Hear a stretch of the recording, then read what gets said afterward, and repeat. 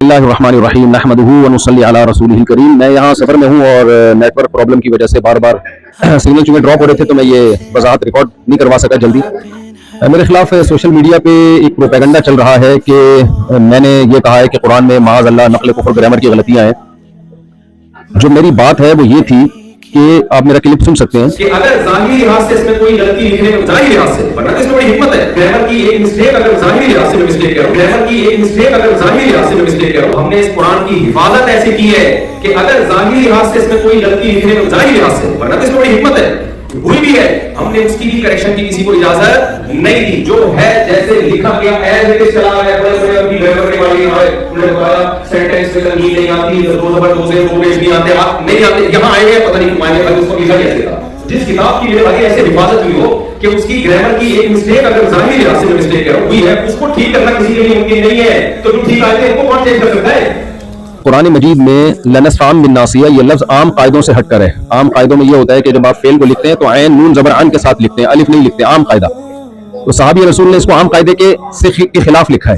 तो इस आम कायदे के खिलाफ को मैंने कहा ज़ाहिरी लिहाज से ग्रामर की गलती है। ज़ाहिरी लिहाज से, ज़ाहिर का लफ्ज़ बता रहा है कि हकीकत में नहीं है, तो ज़ाहिरी लिहाज से ये आम कायदे से बिल्कुल हटा हुआ है, 100% हटा हुआ है, यूं कहा है।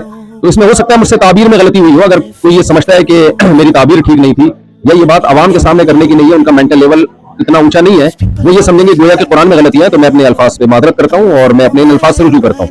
लेकिन मेरा मंशा हरगिज हरगिज हरगिज कुरान मजीद की तौहीन नहीं है, क्योंकि मेरा पूरा बयान कुरान की तस्दीक पे हो रहा है, कुरान की सदाकत पे हो रहा है। इसका एक एक लफ्ज जो है वो लौह महफूज में महफूज है और उसी के मुताबिक लिखा गया, उसी के मुताबिक पढ़ा गया और अल्लाह की जात से निकला हुआ कलाम है।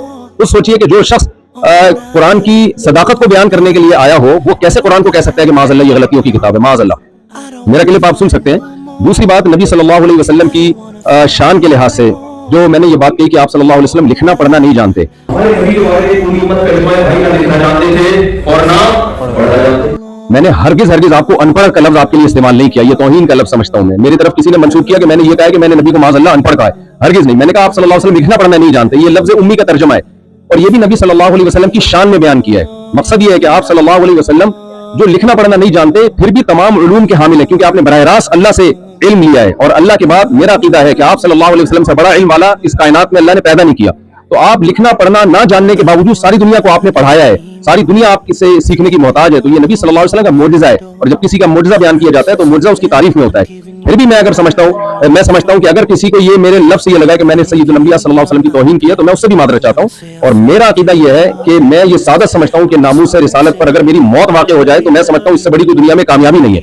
तो सय्यदुल अंबिया सल्लल्लाहु अलैहि वसल्लम का पैगाम ही है और आपकी सीरत ही है और आपकी ताज़ीम ही है जिसको लेकर हम दुनिया में घूम रहे हैं। तो अल्लाह ताला मुझे भी अमल की तौफीक दे और हमारे जितने भी अहले इस्लाम है सबको, सबके दिल में अल्लाह पैगंबर की मोहब्बत और कुरान की सदाकत दिल में बिठाए। और जिन साहब ने मेरे खिलाफ क्लिप बनाया या जो भी मेरे खिलाफ क्लिप बना रहे हैं, जिस तरह से मुझे टॉर्चर किया जा रहा है और धमकियां दी जा रही हैं, तो जो लोग इस फसादी बयान के बाद भी मुसलसल मेरे खिलाफ क्लिपबाजी करेंगे, तो मैं समझता हूं कि अगर मेरी जात को कोई नुकसान हुआ तो उसके जिम्मेदार फिर वो लोग होंगे जो मेरे खिलाफ मनफी प्रोपेगेंडा कर रहे हैं। वमा अलैना इल्लल बलाग। अस्सलामु अलैकुम व रहमतुल्लाह।